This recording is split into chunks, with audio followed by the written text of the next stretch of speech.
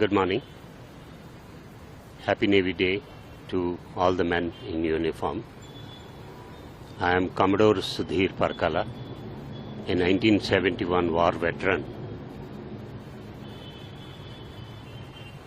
The Navy Day is celebrated on 4th of December to commemorate the spectacular success we had in 1971 war by launching a huge missile strike on Karachi harbor, which kept burning for almost 1 week. Every war, every victory demands its own sacrifices.